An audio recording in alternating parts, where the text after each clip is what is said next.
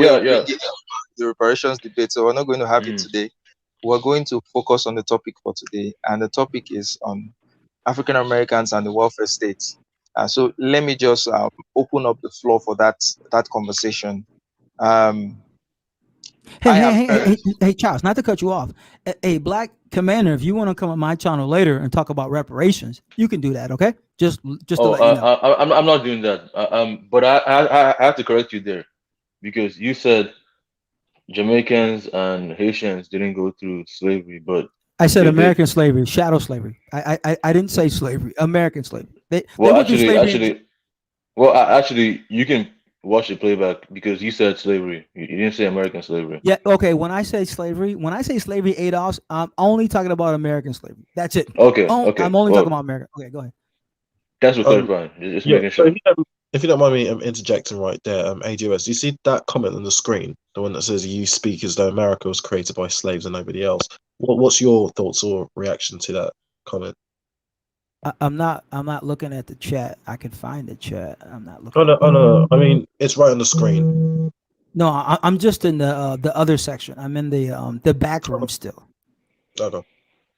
Okay, no problem. See, let's go on. This particular comment is still going to take us to reparations and all that, and I've overflogged that with ADOS. I don't want to get dragged into that conversation again. So Okay. now, um, African Americans and the welfare states. I have heard in mostly some conservative circles that the welfare state has been detrimental to the African American community, especially as it relates to the family structure, decimation of the family structure. If the statistics that I have seen is correct, then uh, let's say currently out of wedlock birth rate for African Americans is very high, it's close to 70%, which was in the 60s it was about 24%, and even in the 1890s to 1950s it was barely 7%, and African Americans had the highest rate of marriages then. But right now, it's a big problem, and some people have theorized that a lot of the problems being faced in the African American community is a derivative of the breakdown of the family structure. So I want to find out from you, Ados, what do you think about the welfare state and its impact on the African American family structure, and as regards to also what is currently happening in the African American community. So over to you, Ados. Yeah, okay. To talk about the welfare state, I hear a lot of the manosphere. The manosphere says all the time, like, black woman took the welfare and check, and that destroyed the black family. No, Charles, what? And I've challenged the manosphere to debate me on this, and they won't, right? And Taz too, Taz the goat, he's challenged the manosphere repeatedly about this, and he said the same thing I said. He said, "Stop saying welfare ruined the black family." And the manosphere will not challenge Taz. Um, the bottom line is that no, the welfare state did not ruin the black family. What ruined the black family was um, um, when the white man allowed drugs in the inner cities of America, right? See, this is what happened. President Nixon, let me give you American history for a fact. President Nixon, his right hand man said this in like 1971 or something like that. He said that um, President Nixon's mission was to destroy the black family through the war on drugs. And he said, this is how we're going to do it.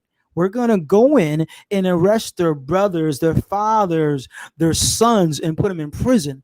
And through the war on drugs, we're going to destroy the black family. And that's exactly how the black family was destroyed.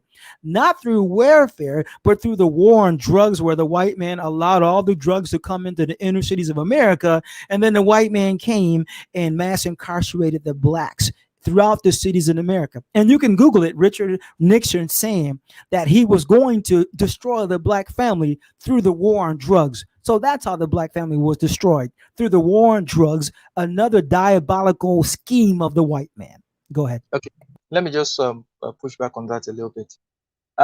Now, I'm not saying what the government deliberately did to undermine the black family. That's the war on drugs may have been one of it, but I do think that one of the unintended or perhaps an intended consequence of the welfare state was negative impact you're having in the black community, because uh, currently the black population is around 43 million people, right?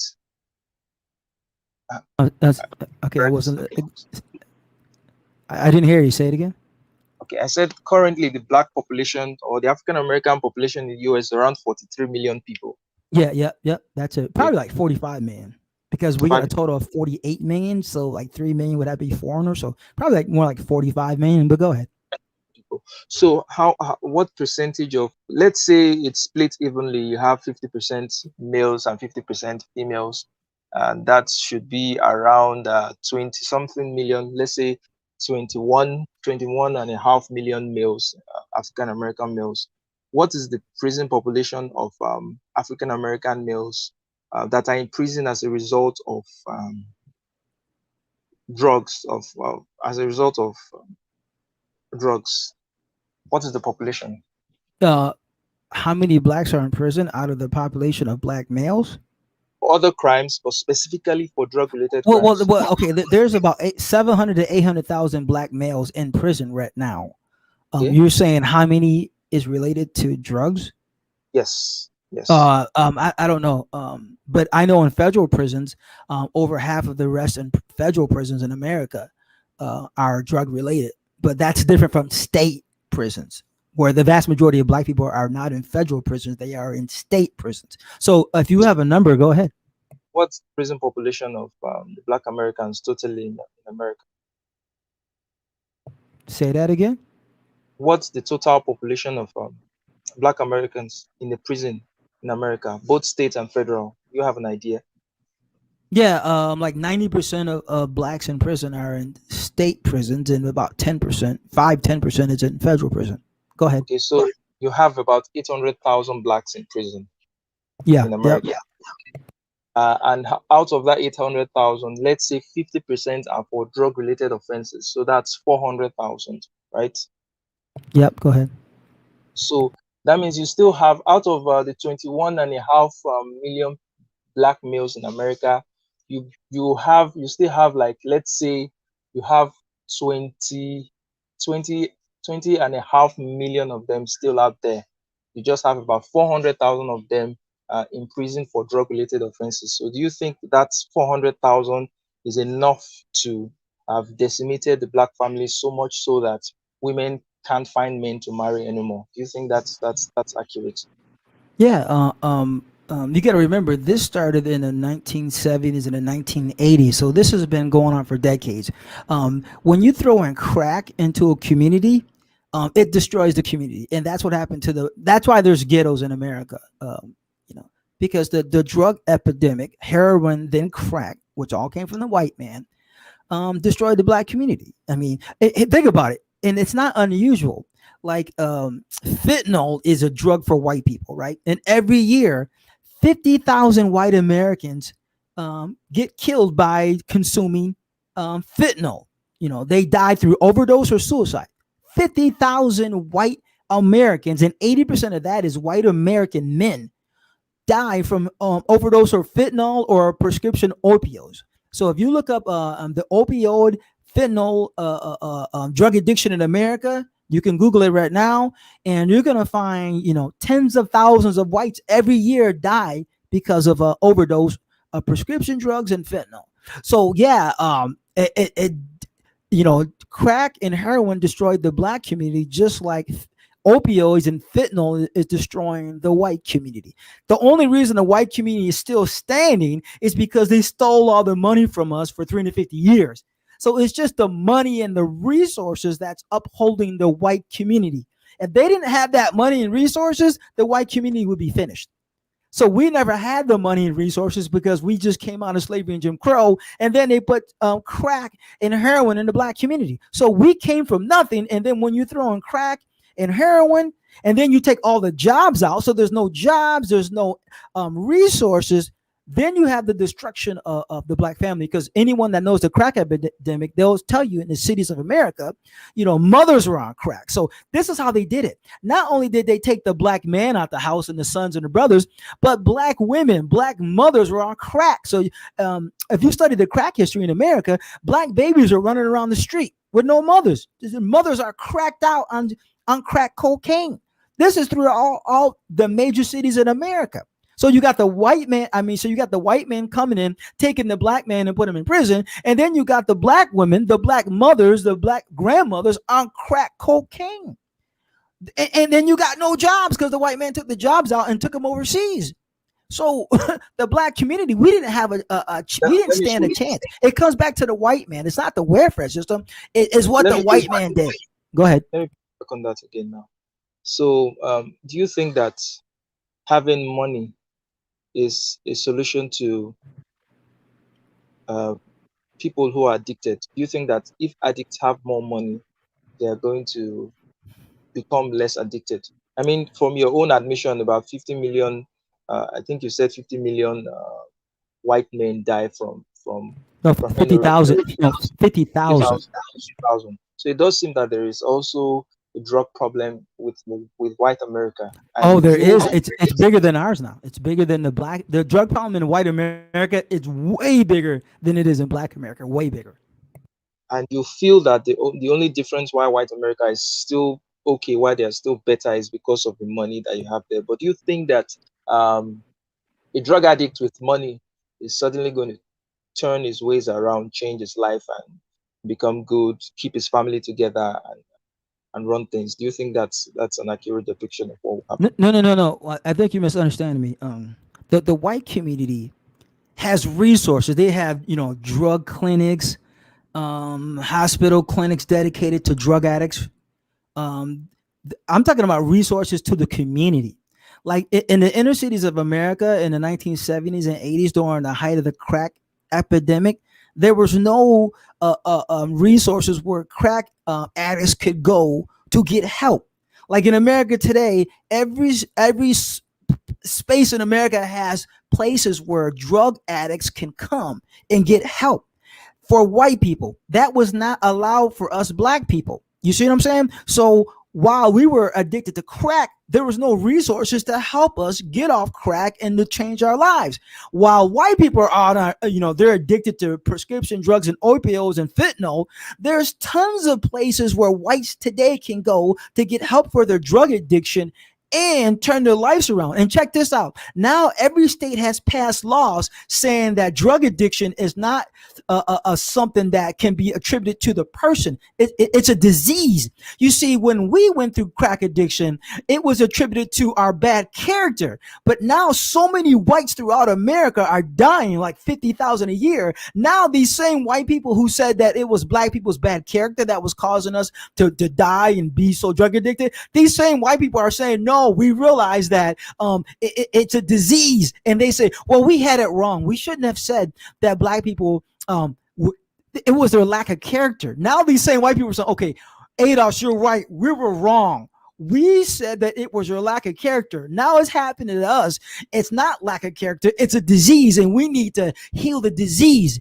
You see, and now all throughout America, if you're hooked on prescription drugs or opioid drugs, illicit drugs, you can go to any police station and hand your drugs to the cops, and they'll give you help. If you did that during the 80s and 70s, a black person, you're going to prison for a long time. You see what I'm saying? So That's the difference, is that white people have so many resources to help the drug addicted individuals, where when we went through that drug addiction phase, we didn't have anything. And it was worse because they imprison us, and they are not imprisoning these people who are on prescription drugs and fentanyl. Go ahead. Okay. So you mean to tell me that for a whooping 70% of children that are born out of wedlock, probably without their fathers in their lives, that you attribute that to drug addiction? No, are you talking about today? Yes. Okay, if you're talking about today, matter of fact, I did a video about it last month or 2 months ago. You can check it out I think it's on my channel, where they did a study, and they said that The vast majority of black men live with their children. So that's a lie. That's a white lie. That's white propaganda. Studies show, and they went through all the addresses of where the kids lived and the father lived, and 68% of the black fathers lived in the same household as their black kids. So Give you some that is a lie, saying that Yeah, but, we black men aren't living with by our the kids. link yeah, but by the ADOS. Oh, study. sorry, Charles, go on. Yeah, if you can right now, maybe or after the live stream, I'd like to get the link to that study because what I've Yeah, seen is quite different from what you're telling me now. right. Now, let's get back to welfare.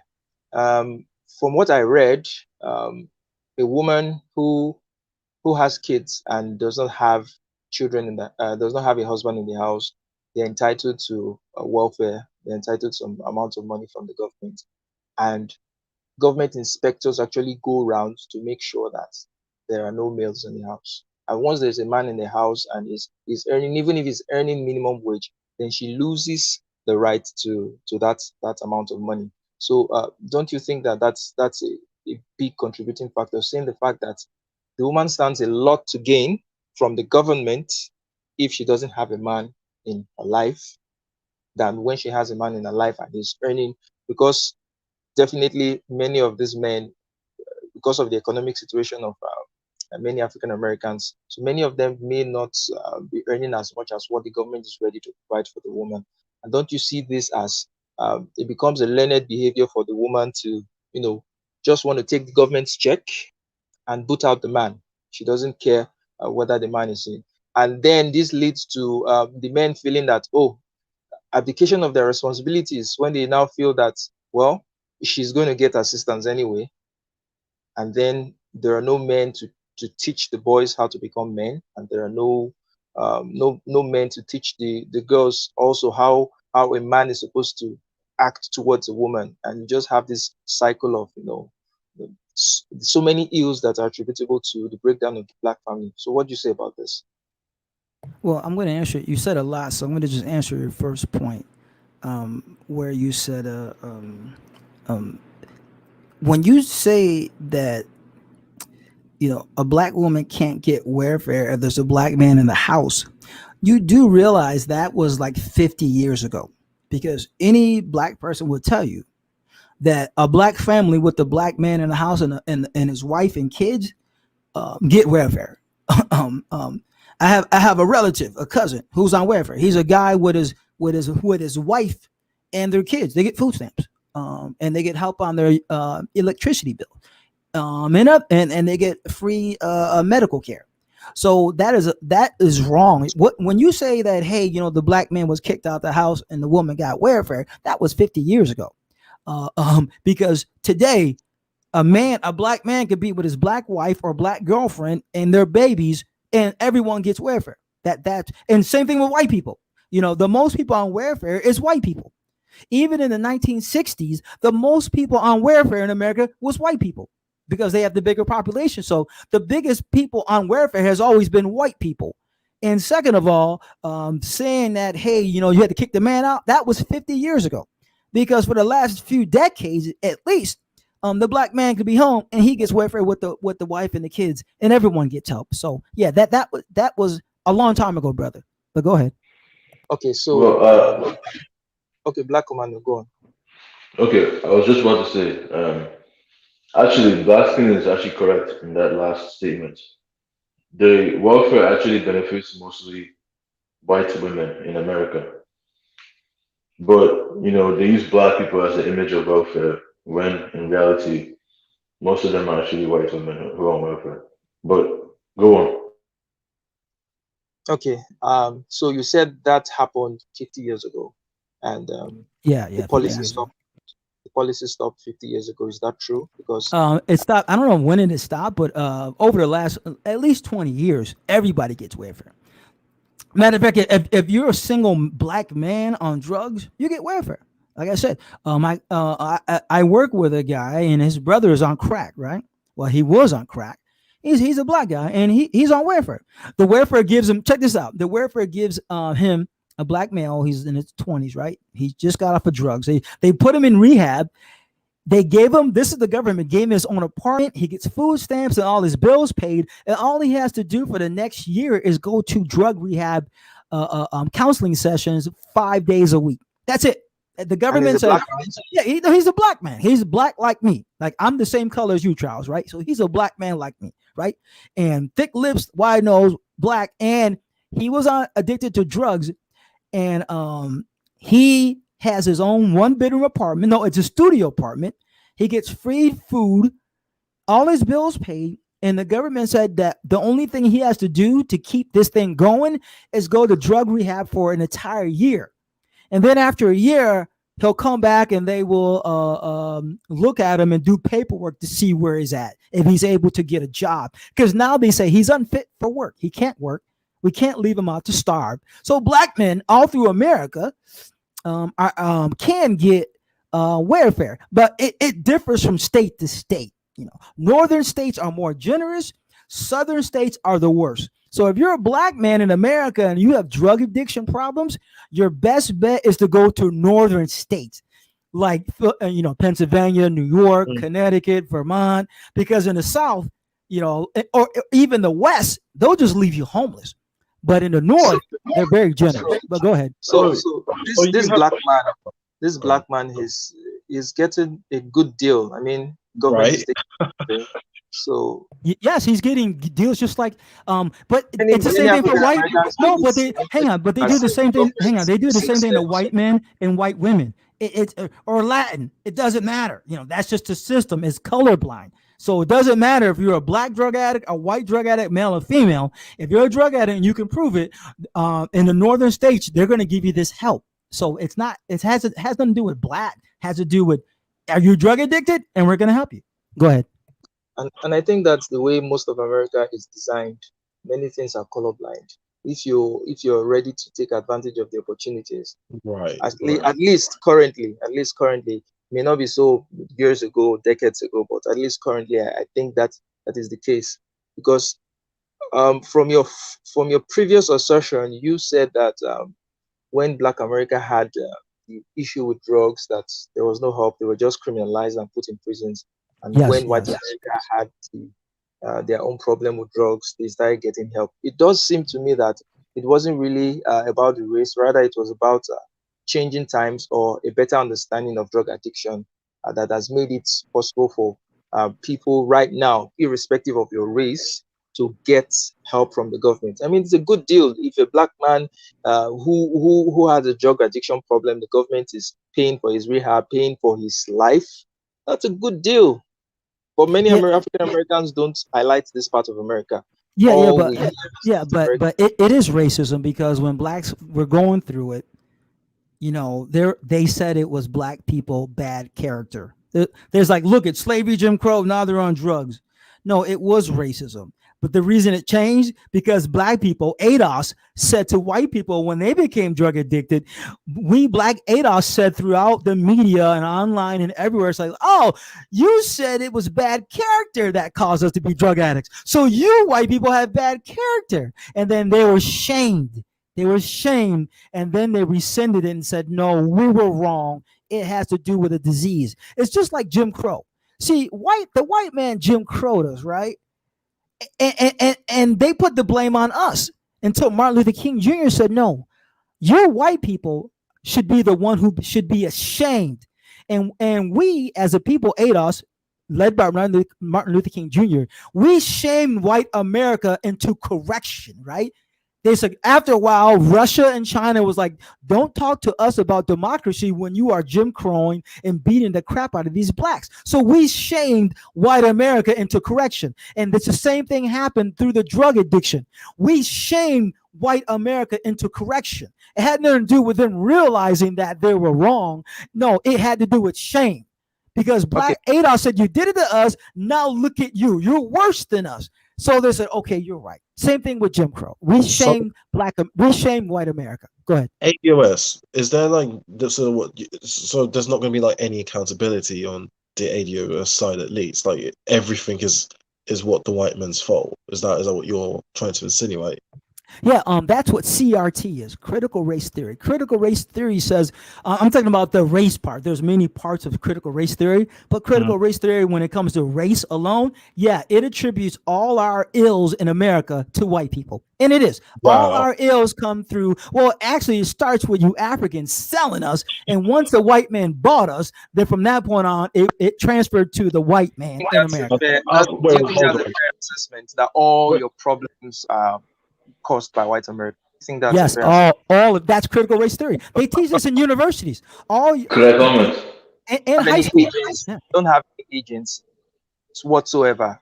That's you cannot make a choice on certain things. I mean, these drugs were not forced down your throat, even though they were in your communities. Okay, for example, when I was in school, when I was in secondary school, because of the kind of training I had at home, the first day I saw weed brought into the laboratory in the school, I took my bags and I went home. My classmates, they brought weed to school. I just took my bag because I didn't want to be a part of that.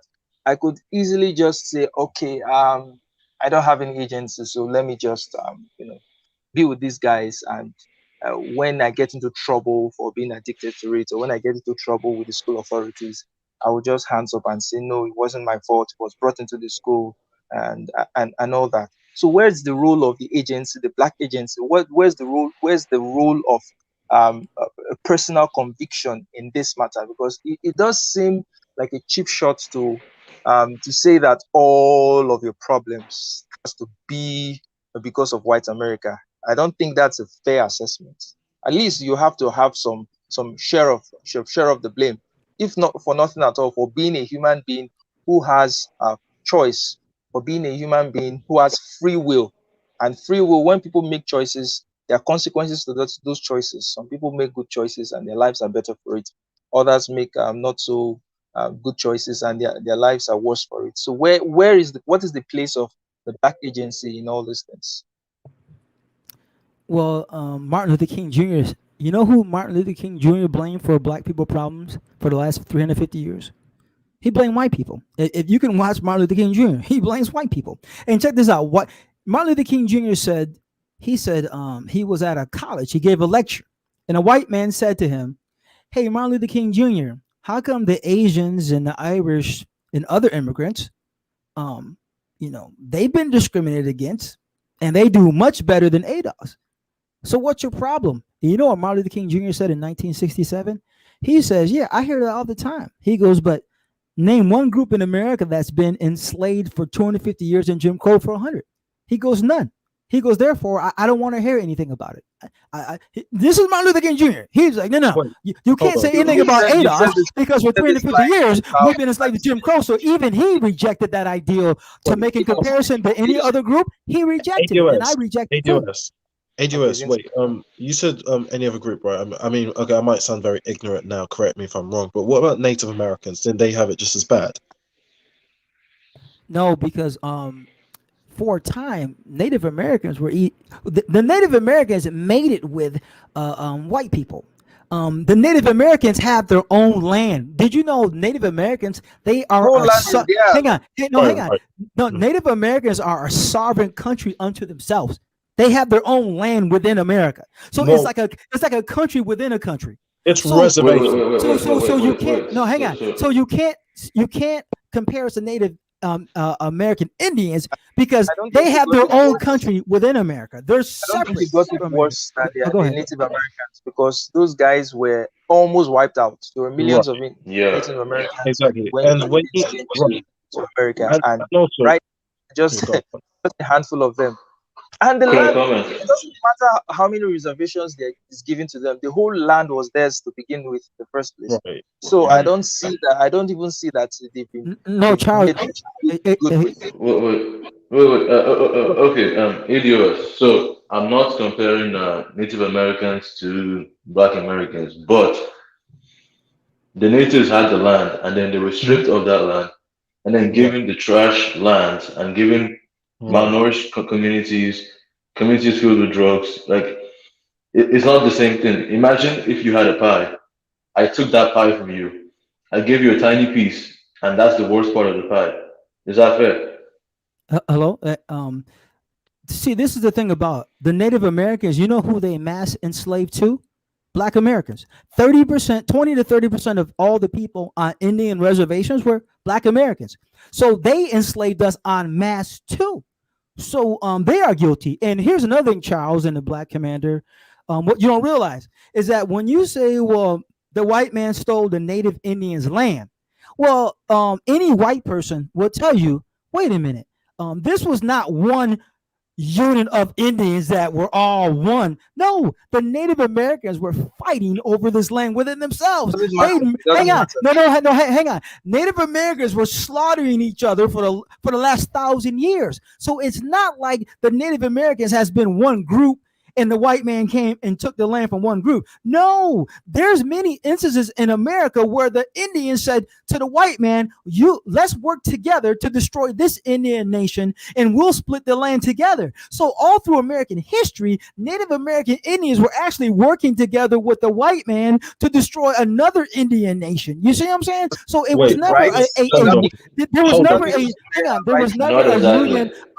was never a union of one Indians. These Indians have been at each other's throat forever.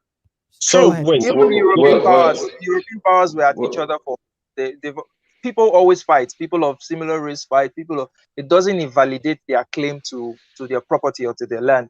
It's just like saying because Africans fought and they carried slaves, they got some slaves and sold the slaves to the white man. Then they should be absolved of any wrongdoing. No, it doesn't go that way. It doesn't mean that what happened to them is not terrible. Now, this is what the sense I'm getting is that you seem to want to many adults, you seem to believe like the African Americans are like the sun and every other thing revolves around African Americans and everybody revolves around them. Native Americans, no, their problem was not as bad as ours. They've gotten a good deal. But that's not the reality of things. Their land was taken from them. They were almost genocided. They were almost killed totally. That's something that has to account for something. Okay. So but you can't compare us to Native Indians because Native Indians mass enslaved us too. You see what I'm saying? So you can't sit there and say, what about the Native Americans? Because the Native Americans owe us reparations too. They mass Native Americans. Okay, when it comes to ADOS, hang on. When it comes to ADOS, the Native Americans are just as guilty as the white man because they mass enslaved us. You can look at American history. In 1866, after the Civil War, the Native Americans still had 30,000 black people enslaved in Oklahoma. America literally had to go to Oklahoma after the Civil War and demand the release of ADOS. This is the Native Americans. They're just as guilty as the white man when it comes to black Americans. They're guilty. Blackskin, please respect Charles's channel. So, like, it's a channel, so allow him to speak when he wants to speak. No, but I'm speaking fact that the Native Americans are not innocent when it comes to ADOS. They mass enslaved us. The Indians admit it. They're like, yeah, we did mass enslave ADOS. So they're guilty. They owe us reparations. Okay. Now, let me agree with you that, yes, they mass enslaved you. But you also agree that they did not enslave you as much as the white man did, right? When it comes to percentages, yes, it was just as high, but not as much, only because there wasn't as many Native Americans. So it doesn't matter. Let me go get to my point. It doesn't matter the level of degrees, as long as if certain people enslaved African Americans, they are culpable. Now, you would also agree with me that there were some black people who owned black slaves in America. So therefore, it doesn't matter. African Americans don't deserve any other. They don't deserve any reparations because some of their black brothers also enslaved them too. No. What you don't understand. Okay, if you're gonna use that rationale, right? Okay. Because no. Hang on. No, hey, Charles, hang on. Okay. Jews. Okay. Wait. No. Okay. As long as these people enslaved us, therefore those people they don't have a right to certain things. So also, I'm telling you that certain African Americans enslaved other African Americans in America. So, okay. Do you know how many? Because they actually did a count in 1830. How many blacks enslaved other blacks as slaves? Matter. Okay. Doesn't matter. No. Yes, it does. Because hang on. Charles, I'm going to give you an answer. In 1830, there were about 12,000 blacks enslaved by other blacks. 12,000. Historians said, yeah, at least half of them were family members to protect them from the white man. So now we're talking about 6,000. So literally, blacks own 0.006% of all the slaves. So in other words, 99.95% of all slaves in America in 1830 were owned by white people. Literally 99.5. And the other 5%, 0.5% is split between the Native American Indians and the blacks. And you got to remember this too. When they say black people own slaves, these were Creoles, right? Creoles would meant like they're almost white.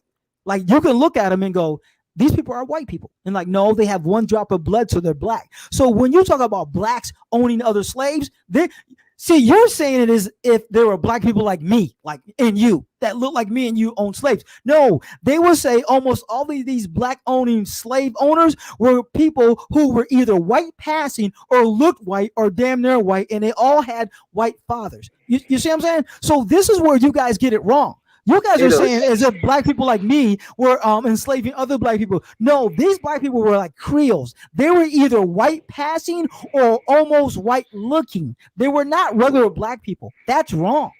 Okay, Well, now see. Oh, go ahead, Charles. My apologies. what you just said now, Ados, actually disproves your own point of holding anybody accountable, because you seem to say that it doesn't matter the degree to which any people enslaved African Americans, as long as they enslaved African Americans, they are culpable. And once they are culpable, therefore, they shouldn't, anything that happens to them, it really doesn't matter what happens to the white man, what happens to the Indians. You said white America had about 99.9% of the black slaves, or something of that. That's Yeah, 99.5 in 1830. 99.5%.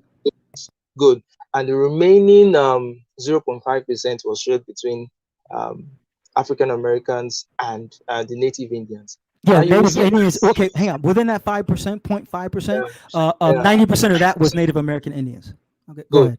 You will see that the Native American contribution to the slave trade was almost negligible, very infinitesimal, yet you still hold them accountable.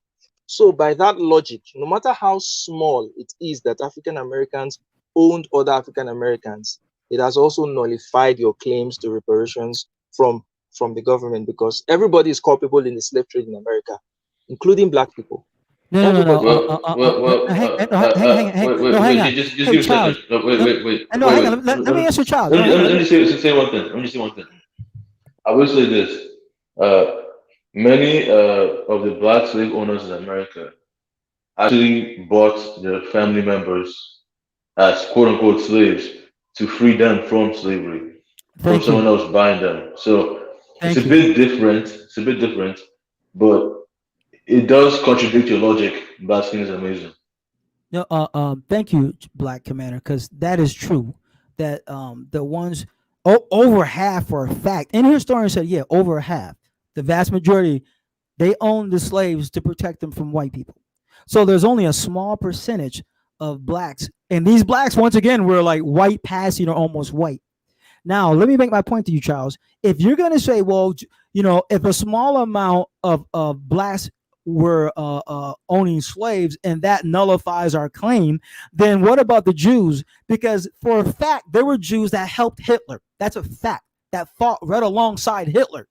Your fight is Hang on. No, they helped Hitler. Like so how can you say a small amount disqualifies Black ADOS from reparations when a small amount of Jews, for a fact, helped Hitler? So Okay, if you're going to use that, then you got to say to the Jews right now, are you going to say to the Jews right now, give all your reparations back to Germany? Because there were Jews, for a fact, that helped Hitler, that worked alongside Hitler. So are you going to sit there and say to the Jews, you don't deserve anything, give everything back? Yes or no? Two things. You're a hypocrite. One, the African American struggle is different from the Jewish struggle, so you can't use, they are not interchangeable. Two, No. We're using it as a point of reference. Like they helped I Hitler. They literally helped understand. Hitler. That's a fact. But you won't say that the Jews don't deserve. You won't I say the understand Jews need your to give back point. reparations. Can you let me answer? I understand your point. See, the reason why I don't want to bring in other groups is because of the precedent that you have set from our previous conversations. Because I once told you that almost everybody in the world at a certain point, almost every tribe or nation were sometimes they were sometimes enslaved by other people. The Romans enslaved the British enslaved the Irish, and all that. And I asked you, should those people now extract reparations from other people, from the people who enslaved them? And you said, well, their fight is different from your fight, and if they want to, they should go ahead. So it therefore means that you cannot bring in any other group, because I could as well just say, then because these people did not fight for theirs, then African Americans shouldn't fight for yours, shouldn't fight for yours. But that's a different issue. So let us treat the case as it is. This is an African American struggle. Now, you have proven that it doesn't matter the degree to which a group participated in the slave trade. As long as they participated, they are culpable. And the very prime example you gave was with the Native Americans. The number was compared to the amount of slaves that you had in America, the number held by Native Americans was very small, yet you want to hold them accountable. By that logic, I'm just extending the logic that you brought. By that logic, even if one African American owned one black slave, then they are also culpable, because one life doesn't matter less. It doesn't matter if it is one slave or 1,000 slaves or 1,000,000 slaves. To take away the dignity and the right of even one particular individual is a stain on humanity. So I'm just following your logic that if you are going to hold the Native Americans culpable, then you are going to hold the African Americans who own slaves culpable. Hey, Charles, I taught you this before. We have the names of those slave owners who own slaves, and I told you before in our other talk that they should give reparations to Black Americans. We have see when you talk about who owned black slaves, we actually have the names to this very day. Like in 1830, they actually did a census, so we have the names of the families who own black slaves. And I told you before that they deserve to give and must give reparations back to Black Americans. We can locate those Black people. We can pick them out of us because we have the census. They owe us reparations. Yes, the Native Indians owe reparations, and those Blacks that own us as slaves, we know who they are, and they owe us reparations too. So therefore, your Good. point is So invalid, Charles, because we have the names of those people, and they owe let us me reparations. good. Now this I like the way you're breaking it down. You're holding specific people responsible for what they did. From my own study, I know that slavery was not in every part of America, that it was predominantly in the South. And even in the South, it was about 25% of the population that was engaged in slavery. Now, you are demanding from white America, the whole of white America, of which a vast majority of them did not own slaves. You are demanding reparations from them. You have to be just as rigorous in extracting that reparations from the specific descendants of those people who owned slaves as you are demanding from African Americans. I don't care how humongous that task is going to be. But if I'm a white person and my ancestors never owned slaves, you're not going to extract reparations from me. You have to go and look for those white people. They should be ancestry records as well, and extract the reparations from them rather than bothering the whole of white America and burdening them with reparations all the time. So that's my point. Go ahead. Okay, this is where you're wrong. Abraham Lincoln in 1865, you know what he said? He gave a speech. You can look it up. He said that all America, white America, is guilty of slavery. He said slavery is not a Southern thing. He goes, slavery is an American thing. We're all guilty. So Abraham Lincoln himself said, yeah, white America is guilty. He said the North and the South. Abraham Lincoln said, come on, let's be honest. The South is not alone in the guilt towards the Black. He goes, all white America. He said, America is guilty of slavery. And that's why white people as a whole owe us ADOS. Because even the greatest president in American history, Abraham Lincoln, said that all of us is guilty of the crimes against ADOS. So that's why even white people admitted, like, yes, we are all guilty of this crime, right? So it's all white America. And Abraham Lincoln even admitted it All of us are guilty. And he said, don't blame the South. It's all of us. Let's be honest. We all did this to ADOS, and we're all guilty.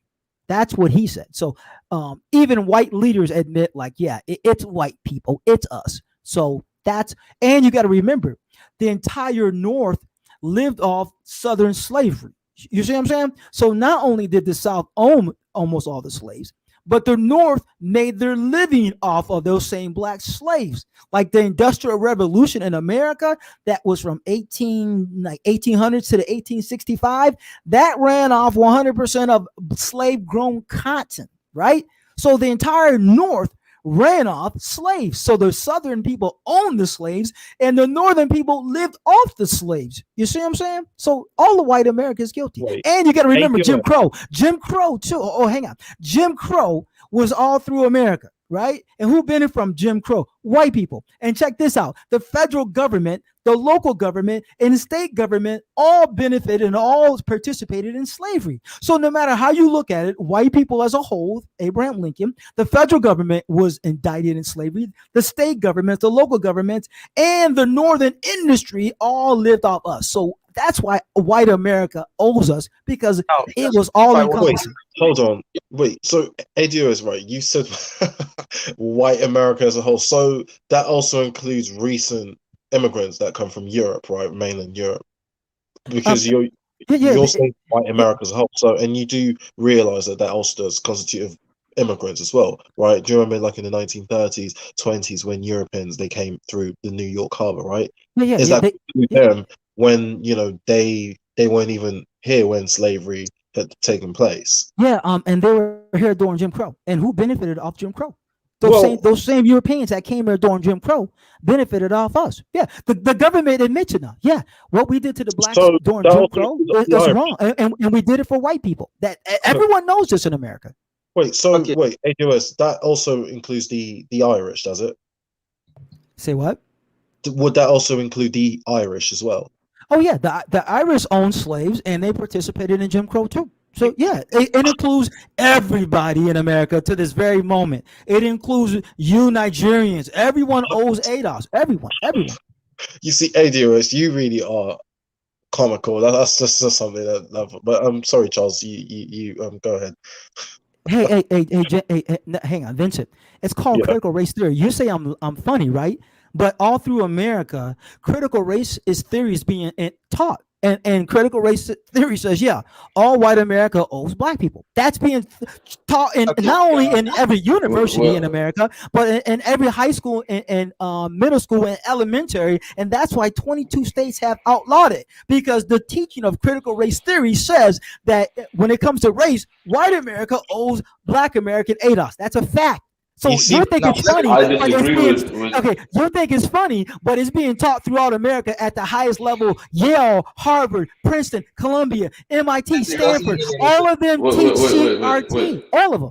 Wait. Okay, hold on. So I disagree with critical race theory, and just because it's taught in America doesn't mean it's right. I mean, it's the same America that's teaching about you can change your gender or you can be transracial. all No. this I other said nonsense. no. Hey, I No, said race. wait. I'm just saying. No. I said race. You're saying I specifically said race. I don't agree with the gender part. Wait, So I agree with wait. you. I said race. Stick to race, okay? Hey, No, I no. was making a comparison to show you how stupid it sounds.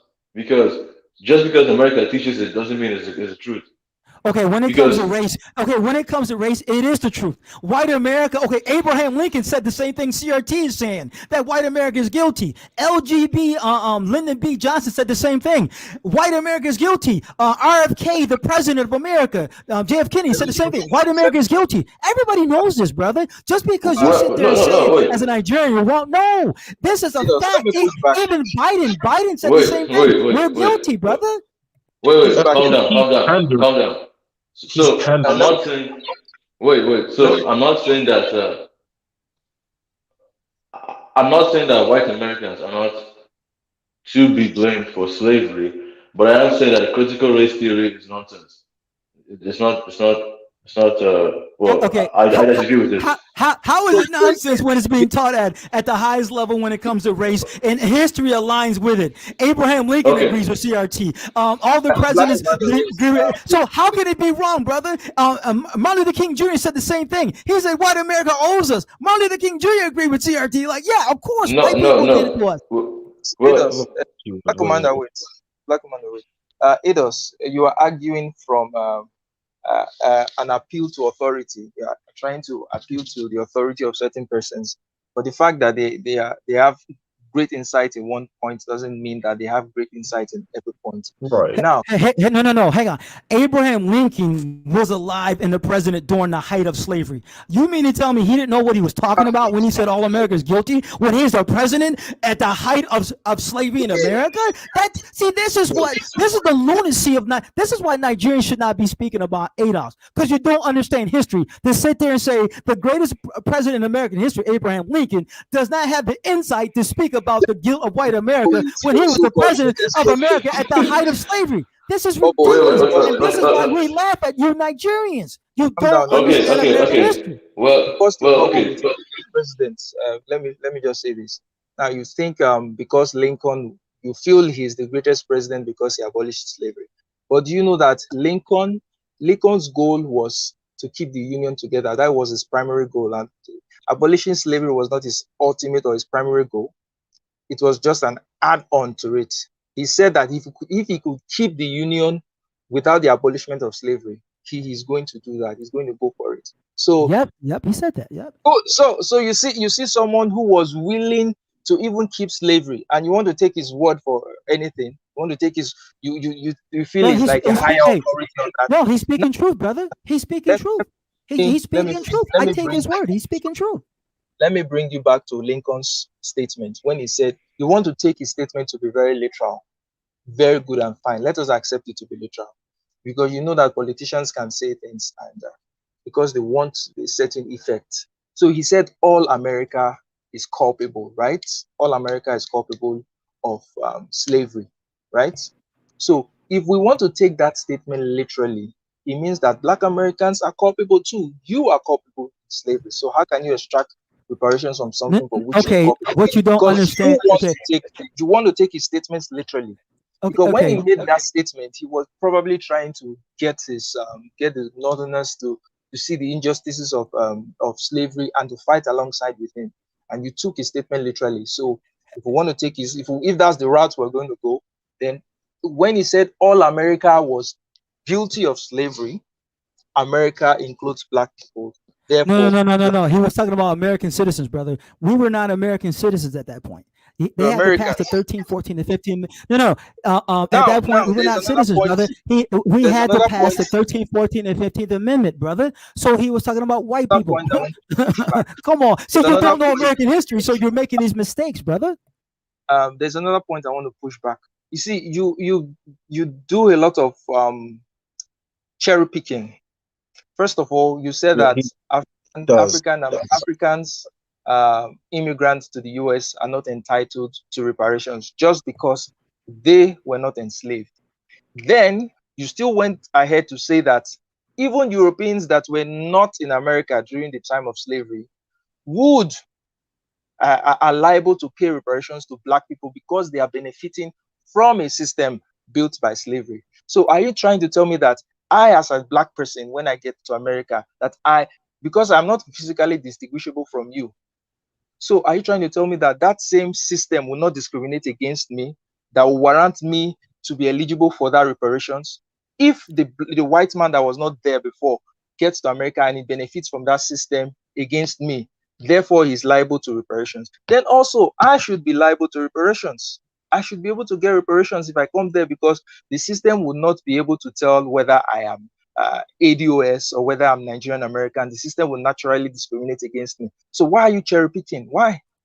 You're not ADOS, so you would not get reparations. That's why we're creating our own group, ADOS, and we're doing it through records, right? We're using birth records and DNA. So therefore, you wouldn't be able to claim ADOS. In another 10 years, we should have it so that we're going to have records. Like you just can't say, the leaders of ADOS are saying, you just can't say you're ADOS, right? It's like, no, you need paperwork, ancestry, because in America, they took census all the way. No, hang on.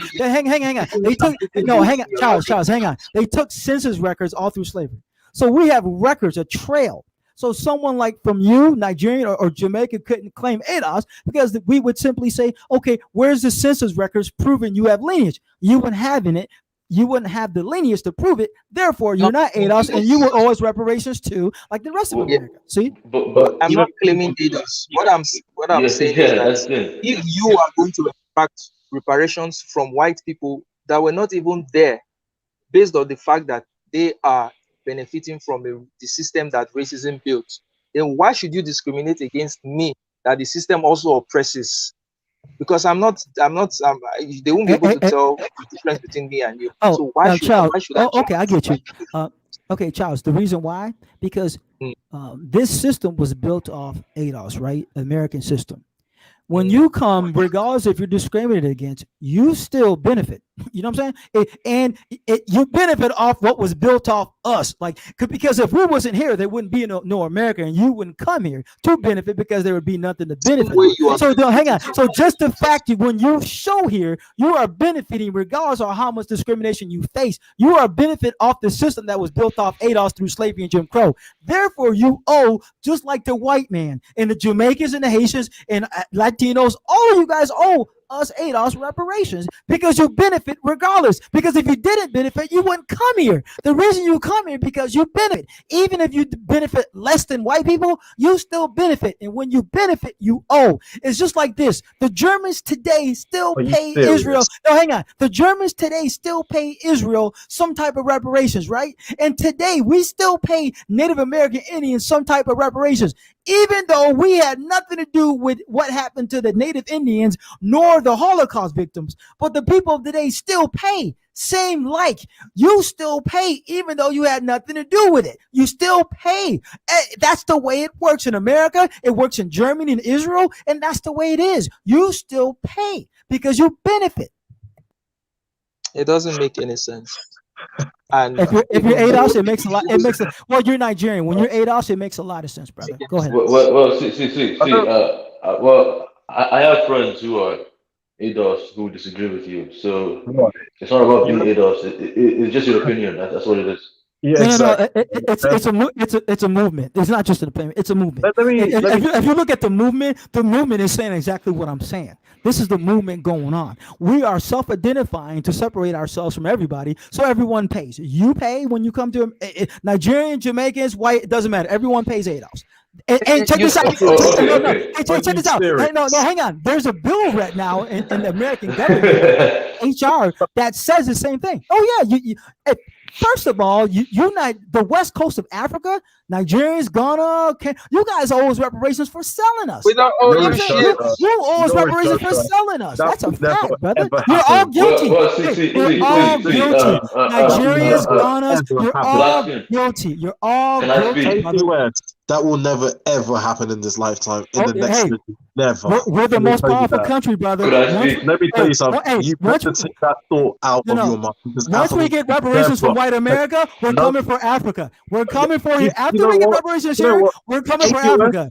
You will pay reparations too, just like the white man. You will pay just like the white man. I hope you guys are listening to me, Charles and TBC. I knew where this was going because I knew that after this whole, that they have a white America, they are going to come after Africans and that. Oh, I already knew. You sold us. Okay, you sold us. This is what you guys did. You sold us to the white man. ADOS, I'm just letting you know that will never, ever. So you can take that dream out. We are the most powerful country in the world. After we get America, we're coming for you. We're coming for Africa. You owe us reparations. It will happen. We're the strongest country in the world, brother. You will make reparations. Can I speak? Go ahead. Okay. So a couple thoughts to add to the conversation. Okay, first of all, critical race theory is nonsense. It's rubbish. That's my opinion. Yeah, And but it's being taught throughout the I universities in agree. America. So who By cares who? about your opinion? It's so being taught in universities. So who can? wait. And you're not even. Hang on, you're not even American, brother. So it doesn't even And matter what you so, say. and Hey, so, we said earlier. and Only thing you so, could. Hey, we said earlier. The only thing you're doing is giving your opinion. It doesn't matter. You're not yeah, even American. So go ahead, speak. but, But you're but, not but And they American. call us So it Americans. doesn't matter. yeah, No, okay, hang on. and Hey, so, wait, speak. hold on, But you're hold not on. American. Wait. So I've never claimed to be an American. I don't want to be an American. And second Same of here. all, I'm sharing my opinion just like you. This is also your opinion. My next thought was about the ADOS thing. ADOS thing. So ADOS is a small percentage of Black Americans who have that ideology, and they agree with what you're saying. It's No, not no, most like most Black Americans don't agree with what you're you're saying. wrong. No. This So is a movement. No, you're wrong. This is a It's a movement, brother. small group online and on social media for what I've seen. Because when I was in America, most Black Americans and I got along. It didn't matter if I was Nigerian or if I was uh, Black American or whatever. We're both Black. That's how we just clicked. That's how it worked. But you seem to think that majority of Black Americans also agree with the ADOS ideology. Would you say so or not? Yeah, this is what you don't understand. I was talking to Charles last week or whatever. This is the naming of ADOS. It's only been around for 4 or 5 years. This Right. movement is gaining steam. You see what I'm saying? So yeah, a vast majority of Americans will say, "Well, what is ADOS?" Right? But we are gaining steam through social media. All the Black leaders are now saying, at least in these spaces, are saying, "No, we must identify as ADOS." And if you go to these ADOS YouTube channels, you will see like Yvette Carnell. You know, every one of her video has 40, 50,000, and She's we're a all joke, ADOS. by the way. Yeah, you know, but that's okay. And they have ADOS chapters starting throughout America. So we're brand new. This title's only been around for 4 or 5 years. Give us another decade, and we will be going to the government saying, "No, you must identify us as ADOS, separate from other blacks." And that's where we're going to get the ball rolling for reparations. Go ahead. Can I just come in? Well, okay. The thing is, what I'm saying is that it's just an entitlement mentality where you African Americans feel that the whole world owes you something. But the Right. truth is that no one owes you anything, and you can cry as much Okay. as you want. No. Okay. Okay. Say You that can to cry the as much Jews as then. you want. No. Charles. Say that to the Jews. Are you willing to say to the Jews, no one owes you anything? And we're not talking about the Jews No, right now. Charles. Well, I'm talking about the Exactly. Jews right now. see, No, Charles. Do No, I Charles. Are owe you you going to say anything? that? If you don't say that, then you're Owe intellectually the Jews? dishonest, and this whole conversation is bullshit. So, are you going Okay, to say to the Jews? No. Say to the Jews right now that they don't deserve reparations to give it back. Say it. it does. It does. No, The I Jews asked you a crumbled. question, The Charles. Jewish Charles. You're Answer going the to box question. me into a yes or no question. You're not going to give me a leading question and Charles, expect me answer to the just question. So, do the Jews? wait. No. Hang on. Should the Jews get reparations, Charles? reparations from who? No. Should they get reparations? Period. Reparations from who? You seem to think the whole world. Okay. Germany. But Well, what type of question is that? No. Charles, should the Jews get reparations for Germany? I'm not going to comment on that. Okay. You know what? You're full of shit, Charles, and I'm going to swear you're full of shit. And this conversation is over. I'm out. I'm done. Okay. Are you serious? No, Charles, you're full of shit. And because you won't name it, I'm done. I'm not here. Hey, if you're not going to be honest, then why are you in this conversation, brother? If you're not going to be honest, why be in the conversation? Calm down. Okay, first of all, we're having a civil dialogue. There's no need to get yeah. sorry. Okay. My apologies, Vincent. But idiots. Okay, I'll tell you this. I do believe Black Americans need to get reparations. How about I disagree with Charles on that point. However, Thank you, brother. Thank you. However, I disagree with you on saying that everybody owes you reparations. That's a bit ridiculous. That's exactly. And I disagree with you on the critical race theory thing. I disagree with you on a whole bunch of things. But in terms of reparations, it's unfair how Black Americans got treated, and I do think there needs to be some sort of way to try to mend that relationship and mend the past. But you agree that we're owed reparations, right, Black Commander? Yes. Okay, thank you. I'll take that right there. That's a start. I can agree to that Thank as you, well. brother. Okay, Vincent, thank you. So Charles, you outnumbered, man. Thank you. Thank you. Doesn't That matter. right, that, Well, that right see, there's a start. Hey, it hey, doesn't Of matter if numbers. that's our a start. number is his opinion. Of numbers. It's not a game of numbers. It's not a function of who has the highest voice or has the majority. What they believe is what they believe. What I believe is what I believe, and I hold my Exactly. very strong opinions and feelings behind it and facts behind it. I don't think America owes you anything at this point because you're no longer slaves. And America is an equitable society where anybody who's ready to take advantage of the opportunities should be able to make something out of their life Okay, from your Charles. own from your own. Let me finish. From your own admission, even drug addicts, black drug addicts, are given similar treatments as white people. The America may have been discriminatory in the past, but it's so not true in this age. So what are you talking about? You were never a slave. Why do you think you are you Okay, should Charles. collect on the debt of your ancestors? You were never a Okay, slave. Why should you okay, collect on the debt of your ancestors? okay, Charles. When you Um, are not being oppressed today, hey, Charles. Charles. not being discriminated N- against today. hey, The only Charles. thing Nate. that was owed you, let me finish. Let me finish. The only thing that was owed you was your freedom, and your freedom has been given to you. So whatever you make of it is your choice. And whatever comes out of it is it's also your choice as well. So if I were a white American, I would fight it tooth and nail. You're not going to get reparations out of me because I didn't own, and I'm not Okay, going to give. okay, Charles. Let me ask you this: Native Americans still get reparations to this day from America, right? Obama gave them like $50 million, so Native Really? Americans still get reparations from America, right? Right. Wait. So, are you willing to say that they don't deserve reparations? Native American Native Indians? Americans, their Hey, lands Dion. was taken from them and they were killed. Wait, So Charles, do you mind if I interject here real quick? Hey, go Dion, ahead, go ahead. have you? No, hang on. No, I want to hear Charles. Charles, Okay, are you saying Native Americans don't deserve reparations that they get today? Are you saying, because you're saying, hey, you got your freedom, you don't deserve anything else. So you're saying that Native Americans don't deserve reparations? Anybody who is not a slave, anybody who is free, You can't answer the question, dude. You get out doesn't of here. deserve You're dishonest, dude. You're a joke. Go ahead, Vincent. Charles, you're a joke. No, Vincent, I go was ahead. gonna say real quick, right? Adrius, have you spoken with Native Americans about the whole reparation thing, and what do they tell you?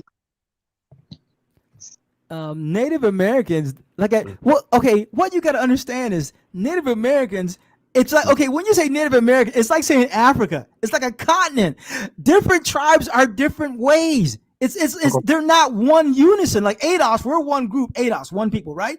When you say Native American, it's like saying Africa. Like, okay, Africa, are you saying Ghana, Nigerian, South America, Mozambique, Cameroon, right? So when you say Native Americans, like, what do you mean? They're all different tribes, and many of these tribes hated each other for hundreds of thousands of years. They hated each other. They killed each other. They enslaved each other. So when you say Native Americans, no, there's not a group of Native Americans that's called Native American. Well, There's thousands of tribes in America so today. let me just come in again.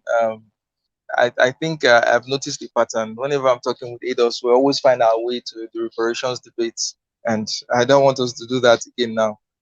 This topic is not for reparations. It's actually about welfare and its impact on the black family.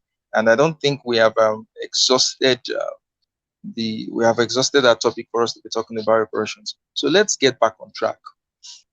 You said uh, one of the reasons why the black family has broken down is because of the war on drugs and all that.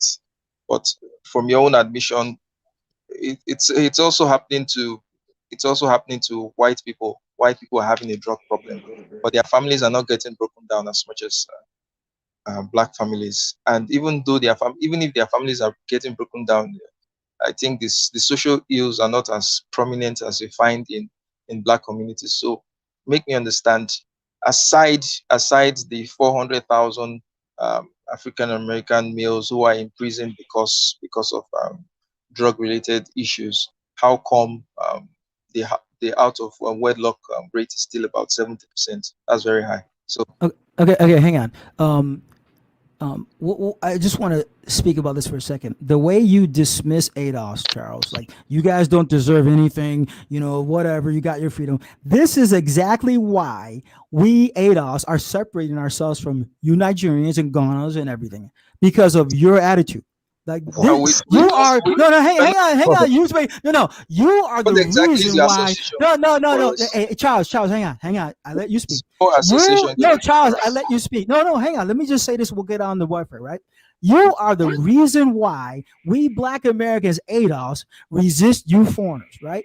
Like you are the reason why. You're just so dismissive. And no, but it's not funny. It's not funny at all to us. And that's why we dismiss you guys because you laugh at us. But yet you come in. Well, No. So this is why. Hang on. This is why we ADOS. No, hang on. Let me finish. Hang on. Let me finish. This is why we ADOS are separating ourselves from you people because of dismissive manner you have towards us, even more dismissive than many white people. Right? You're more dismissive towards ADOS than many white. So I am glad that this movement has come about where we are saying, no, we're not Jamaican and Haitian and Nigerian and Ghana. We're a separate ethnic group. Because so when you people like you come in and say we don't deserve anything, we say, okay, you're not part of this group. So go ahead, say what you want, but you're not a part of this group. Okay. So you don't represent us. Why, go ahead. You know why we can dismiss you without fear? It's because you can't accuse us of racism, and racism is one of the very I think is the white man's greatest fear, to be labeled a racist. So most of them won't say anything; they'll just keep short. But you can't accuse us of that. So we can see we accuse you. No. Hey, no, Charles, we accuse you of something worse. We ADOS all understand now, and it's taught in all. And it's taught in all universities that you guys enslaved us. You, the Nigerians, and you've always gotten along with the white man. That's how you sold us. You took us from Africa and sold us to the European. So you Nigerians and Ghanas and West Africans, you've always got along with the white man. You've always kissed the white man's ass, and that's why the Chinese are colonizing Nigeria because you've always kissed the white man's ass. You're different from us, brother. We're built different, man. You guys are lesser black than us. We are your big brother, brother. Listen. Blaskin. We are on a panel. Stop talking over people and stop interrupting people. No. I'm not going to be disrespected here. Hey. Listen. You're the one who disrespected everybody. Listen. You are not going to disrespect ADOS. You guys are a third world country. 150 million Nigerians are starving. You guys are starving to death. And you're talking shit about America? ADOS? Look at your own fucking country. 80 million is extreme poverty. You're the poorest country in the world. You're the poverty level of the world. That's Nigeria. Look at your own fucking country, man. Your country's a shithole. And you come and talk about ADOS when all you guys leave and go to Britain, in America, in Australia, and New Zealand, you guys flee here like birds. You guys are losers, man. This guy is joke. See, I'm telling you. Okay, listen. You guys begged to come to my country. You sold us, man. We're no better than the white man. Listen. Listen. He's very emotional and he's very ignorant and he doesn't know what he's talking about. Everything I said was true. No. 80 million live in extreme poverty. That's a fact. Calm down. Calm down. You'll be okay. Nigeria's a shithole. Calm down. You'll be okay. No. Calm down. That's a fact. Okay. Calm down. ADOS. I just want to say, I hope you know that no one hates ADOS here, and we're again, we're trying to have a civil dialogue. I mean, okay, yes, granted, now we all have a difference of opinion, and it's just when you're that dismissive of ADOS, that's hate. When you're that dismissive, let him finish. Let him finish. You're being dismissive. Let him finish. Let him finish. Okay, so far on the panel. You guys love. No. One you guys love, man. Well, on the panel so far, okay. In the chat, press 1 if you think Blaskin is showing more hate to Africans, or press 2 if you think that we are showing more hate to ADOS, because this is getting ridiculous. He's not even letting Vincent speak. He's not letting Charles, the host, the channel owner, speak. He's not letting anybody speak. He's just throwing an emotional tantrum every time someone disagrees with him. Everything I said was true. Everything I said was true, brother. Nigeria is the poverty capital of the world. Right or wrong? Google it. Right or wrong? I Google What does it. that have to do 80 with million live in conversation? extreme poverty. Google it. What does that 20 have to do million with women have their conversation? vaginas cut off. Google it. 25% Look, of look, you look, guys don't even go to school. look, Google it. When you guys, look. Nigeria has a brain Okay, drain. okay, Google it. Where have I been wrong, This is brother? one Where have I been okay. wrong? You can't that sit So, there and so, say I'm so, wrong so, without so, proving I'm so, wrong. I believe that the chat can see the blatant hypocrisy. So he says that we bash ADOS, but he's the one bashing Nigerians this We're whole not stream. bashing And ADOS. That never happened. and also he spoke for Native Americans, even though he said that you have to be part of that group to speak for them. He spoke for Native Americans. He talked about what they're going Did they through. enslave us? Hang on. So Did they enslave you us? are a joke. Yes. No. You They are a enslaved us joke just and like a hypocrite. You are a joke and a The hypocrite. black commander. And No, look, you haven't disproven no. anything. Listen. They enslaved us, and you enslaved us, man. You live in a third world, poverty Calm chemical down. world. That is Calm down. no. Don't tell me to calm Breathe down in. when I'm speaking You'll be fact. fine. You'll be It's a fine. fact. You haven't My refuted brother, anything. nothing You're a do you. joke. You'll be fine. No, Nigeria's you'll a be fine. joke. Calm down. Your country's a Calm joke. down. And China has colonized your country, dude. Look, You're a third world calm country, down. brother. I'm Hold telling on. you. Okay, I just want to say, this like I is like said, talking to a child. no one hates you, ADOS. No one hates Hang ADOS on. people. Speak, Okay? when I find Nigerians that come here, we treat Nigerians with love. Like Usman. You know who Usman, the welterweight said champion before. UFC? You know who Yeah, stayed with? No, hang on. He stayed with ADOS. You know who got Usman, the Nigerian champion, into UFC? Well, A it was black an man, ADOS ADOS. fan, right? No, You yeah, said it it. was ADOS You said last week. I know. told him and said, hey, you should join us. And he had Usman come live with him and train with him. And he fed the Nigerian. So don't sit here and say we hate Nigerians in Cameroon. We invite you with love. But when No, people listen. like Charles I sit said here you. and sit I there said and you go, as an we're not individual. deserve anybody. No. Listen. Hey, Look. Wait. I'll I be don't very even clear. think you hate us. Yeah, I don't think you hate us. I noticed two things. You're very emotional and you're vindictive. very You know, emotional. when I make a point that hits too close to home, you bring No. the It problem doesn't. No. It's your ignorance that hits close to home, brother. You haven't spoken any truth, brother. It's your ignorance that pisses Okay. me off. Let me- It's let not me- your knowledge. You You don't are have the any most knowledge. ignorant person on the No, channel. okay. Listen. Okay, I speak critical You are- race theory. It's spoken at every level, but I'm dumb. But it's spoken Race at Harvard, theory is Yale, rubbish. Princeton, every college so? in America is speaking, And but so? I'm dumb. So No, I'm look. dumb. Majority. Martin You're Luther trying King to Jr. said the same thing. look, Abraham look. Lincoln said the same thing, but I'm done. Get the No, hell no, out of listen, here, dude. listen, You sound stupid, Black listen, Commander. listen, You sound fucking listen, stupid. listen. I'm saying the same thing that Martin Luther King See, Jr. I'm telling said. you, this guy is a Abraham joke. Lincoln, See, Yale, Harvard. he can't have a conversation. Hey, CRT, Listen. critical race theory, He baby. can't have a conversation You on haven't YouTube. refuted it.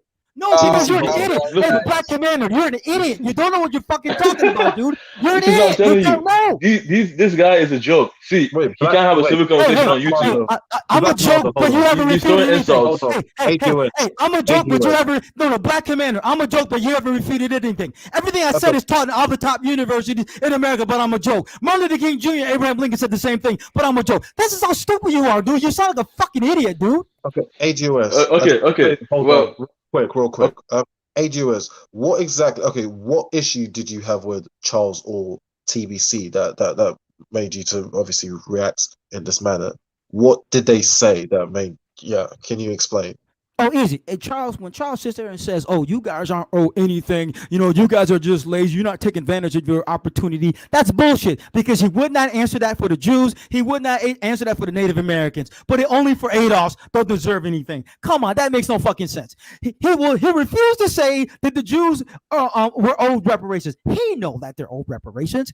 He knows that the Native Americans owe reparations, and he knows ADOS is owed reparations. And this is why people like Charles is why ADOS was created. See, check this out, Vincent. Martin Luther King Jr., he invited all Africans to come to America as one, right? But Martin Luther King Jr. did not anticipate that you same people would divide us. See, Martin Luther King Jr. thought when Africans and Caribbeans came here, that would make us stronger. He did not expect that you guys would separate yourselves from us and go, no, we're not ADOS, we're Nigerians, we're Ghanaians, we're Jamaicans. See, he was assassinated. He did not know that you guys were going to come here and separate yourselves. He thought like, hey, the more Africans that come here and Caribbeans, that's going to make us stronger as a black people. He did not participate you guys separating yourselves from us. That's the problem.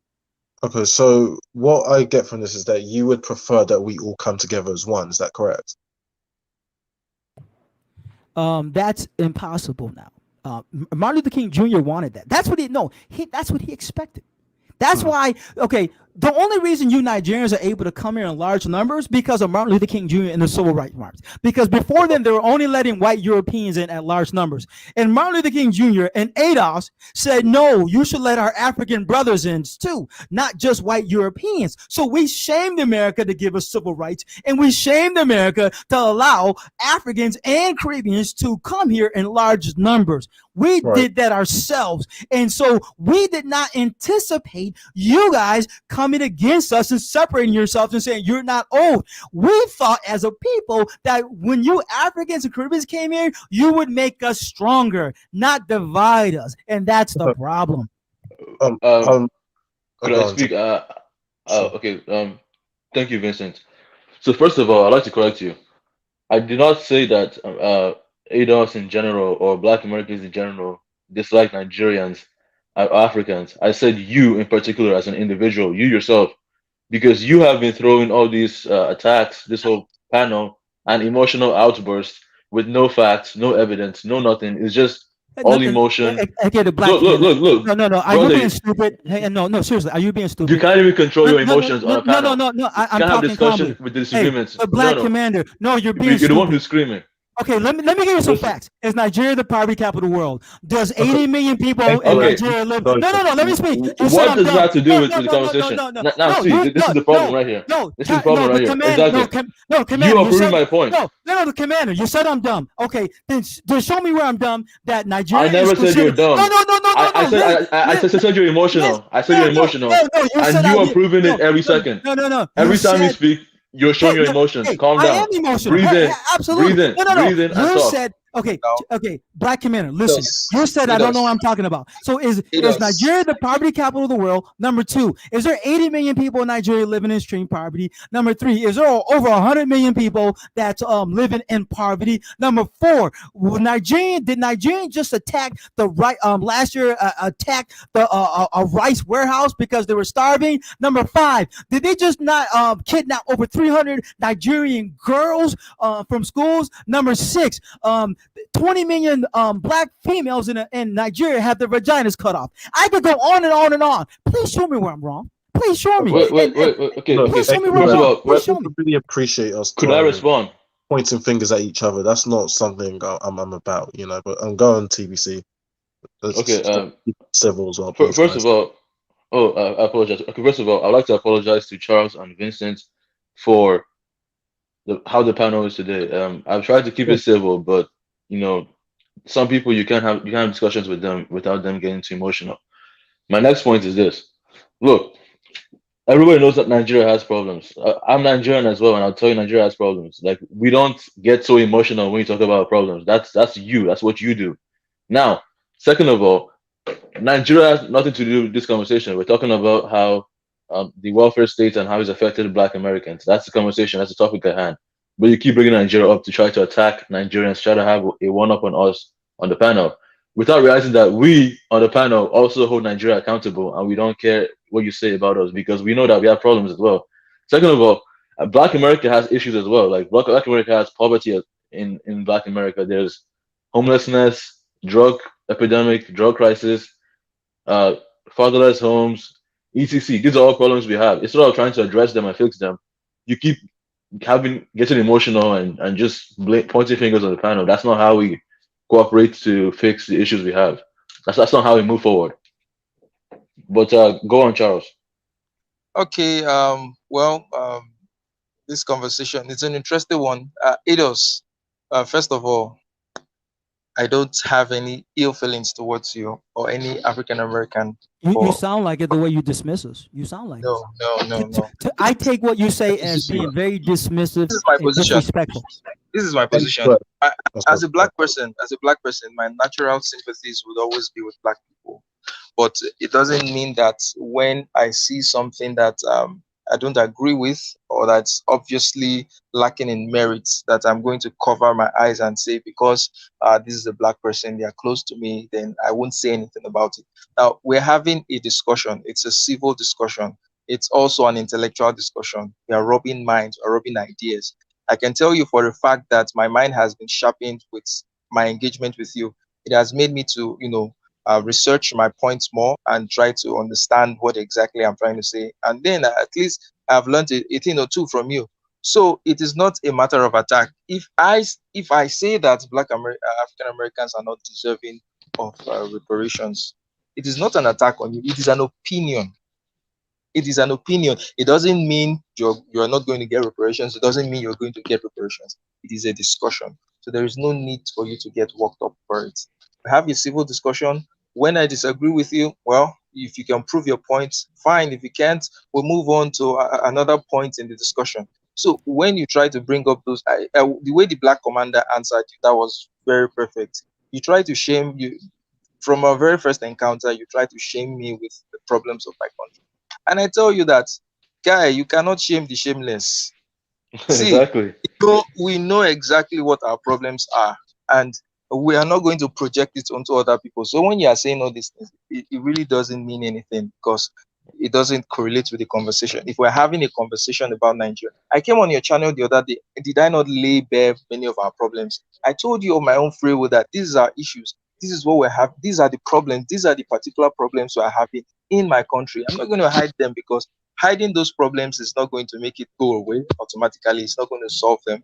I want those problems to be fixed. But we have a topic at hand and let us stick with it and not get so emotional over this. I believe we're friends. So if we become friends, I will still come to your channel. I will discuss with you. You come to my channel, we'll talk.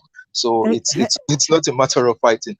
But okay. Hang on. Before you continue on, yeah.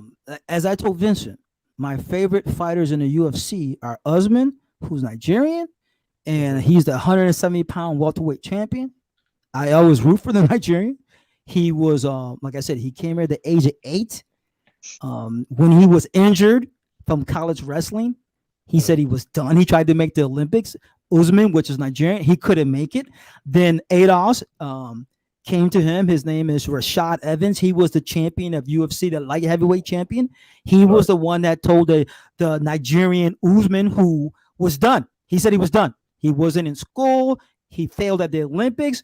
And the Ados came to him, put his arm around him and said, you should try the UFC MMA.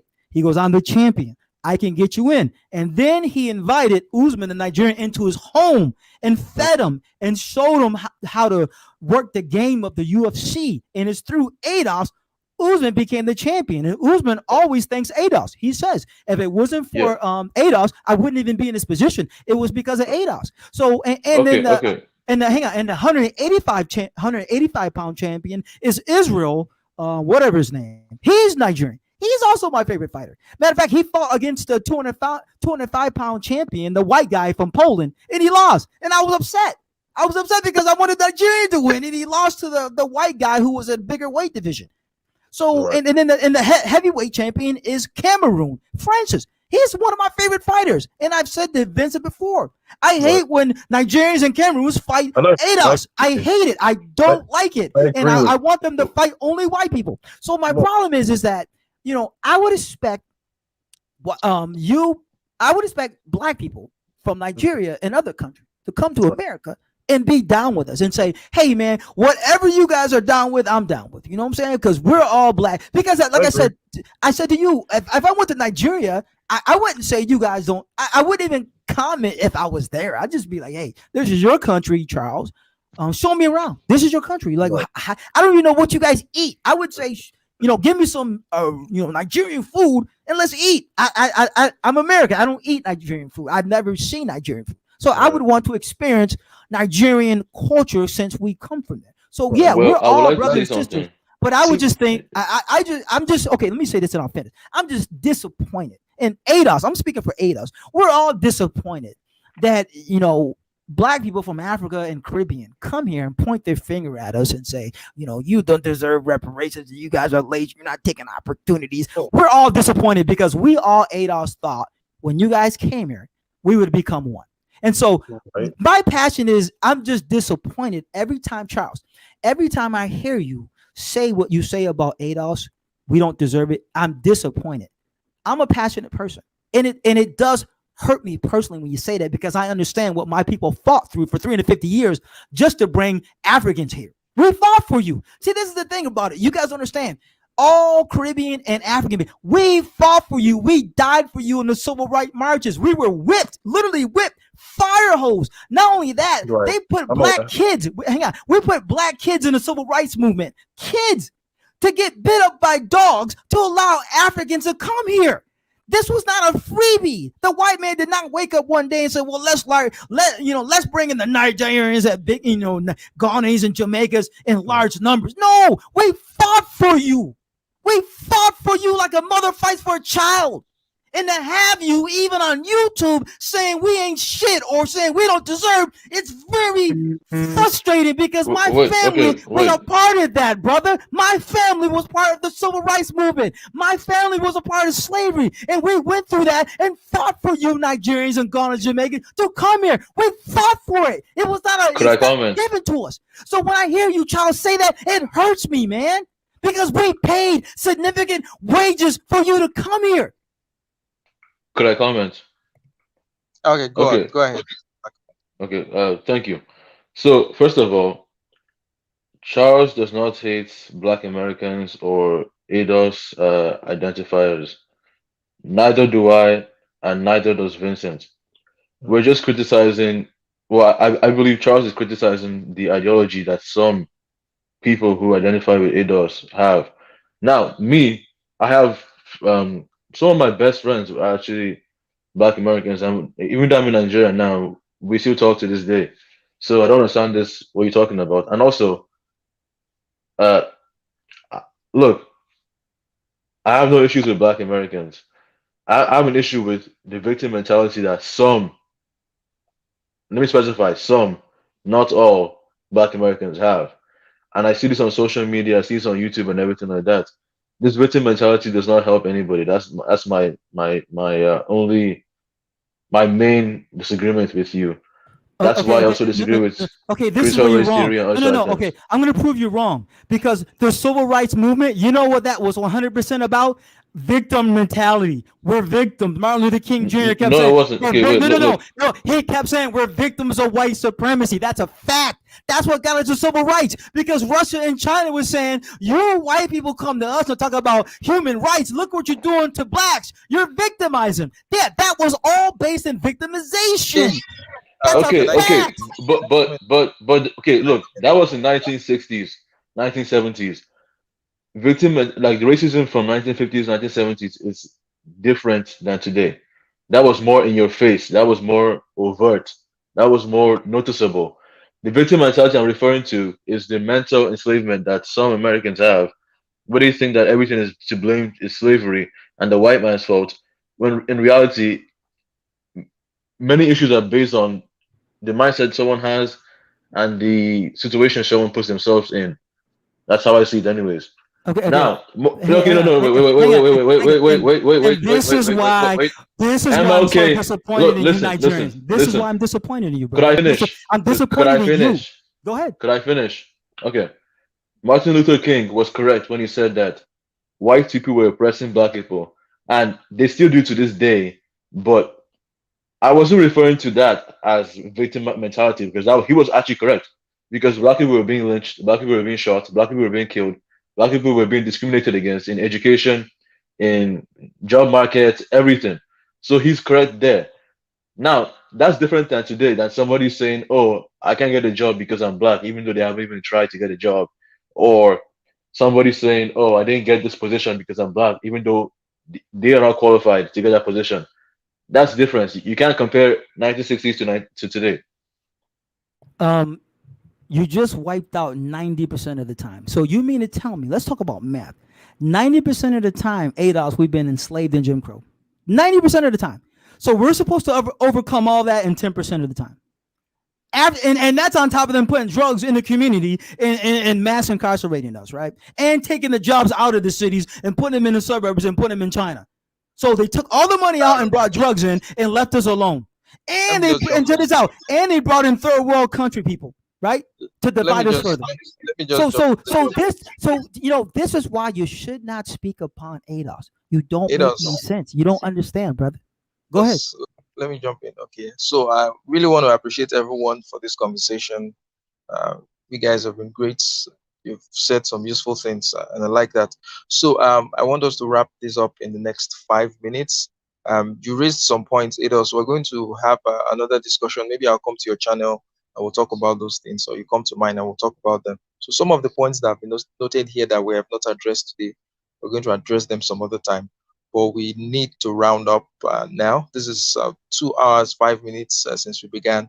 So let me just open the floor. So Vincent, go first. Your closing remarks, then the Black Commander, then Ados, your closing remarks before we end for today. Thank you very much, Charles and Black Commander, and also ADOS. And obviously I appreciate having these talks, this dialogue that we're having. I do obviously want to let ADOS know that we don't hate you. Anyone that does, obviously we would rebuke them, and we don't claim those words. I apologize if you've had any negative experiences with some ignorant Africans that might have made ignorant remarks to you about the ADOS community. That was pretty much it. But I appreciate this dialogue. Thank you. Thank you. The Black Commander, over to you. Yes, first of all, I would like to say thank you to Charles, Vincent, and even Black Skin is amazing for the conversation. And my next thing would be to apologize for the nonsense that went on today. Hopefully next time will be better. That's pretty much it. And also, look, it all comes down to this, my disagreement with you. My disagreement is that you can't blame everything on the white man and you can't blame everything on somebody else. At times you have to look at yourself first. And that's the problem that many Black people do in general. They just blame everything on somebody else instead of looking at themselves. And that's with that I'll close. Thanks again, Charles, for having me. All right, thank you. So Okay, I'll close. Okay, check this out. Abraham Lincoln blamed everything on the white man when it came. Check this out. Abraham Lincoln said that ADOS was the worst treated group in human history. This is Abraham Lincoln as a president. He looked around how Black Americans was treated. We were treated like animals, sold, bred, auction, rape, murder. And you can Google this, Charles. Abraham Lincoln said that we ADOS, in his view, was the worst treated people in human history, all of human history. 100 years later, Martin Luther King Jr. said the same thing.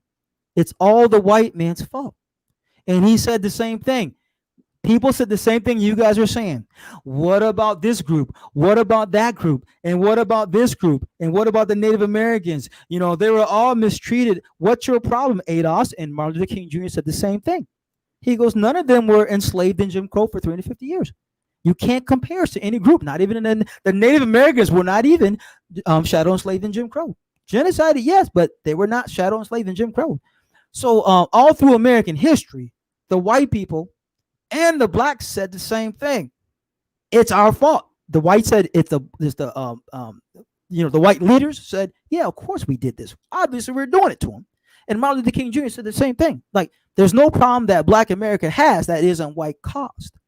So you can't sit there and say 90% of the time we've been enslaved in Jim Crow, literally 90% of the time, and we're supposed to get over that in 10% of the time.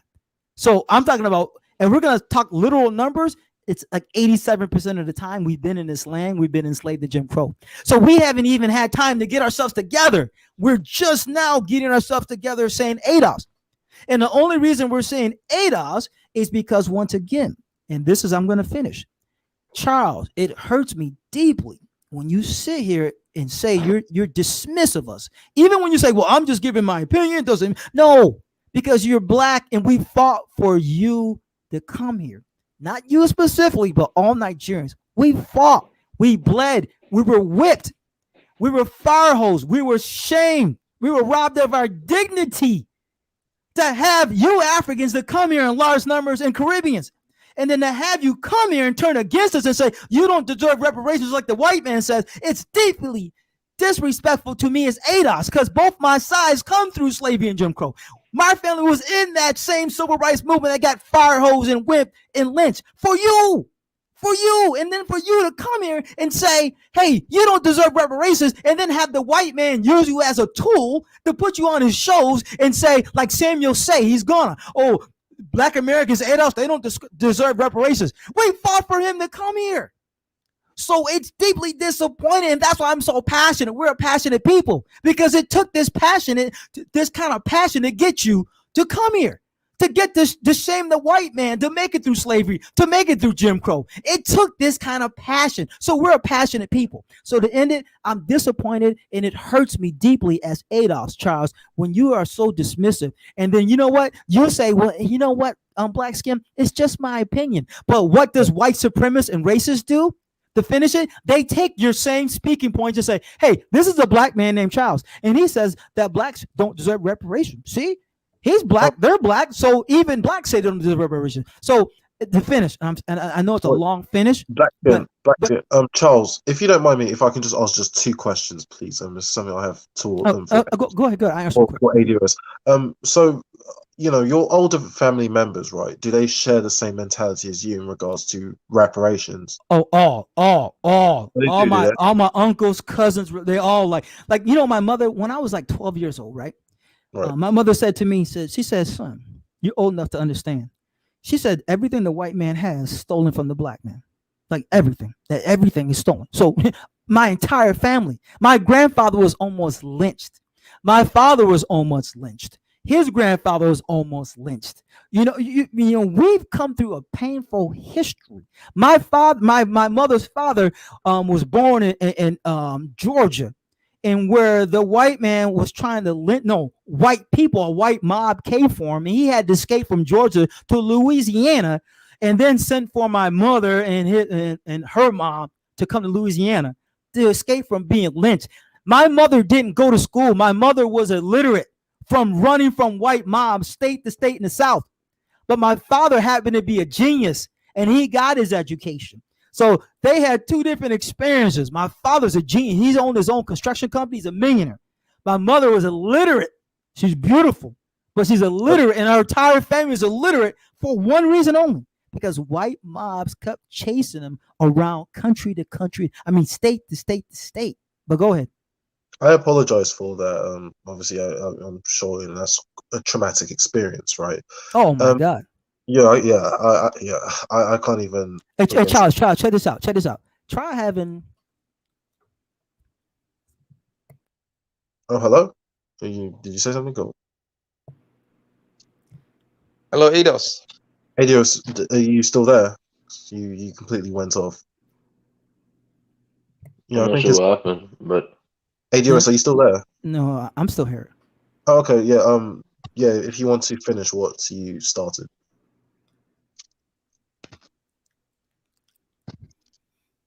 All right. If he's not going to say anything again, let me just conclude.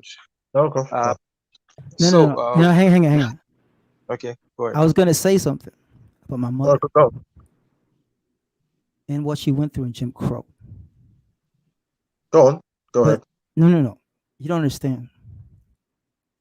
I was beginning to cry.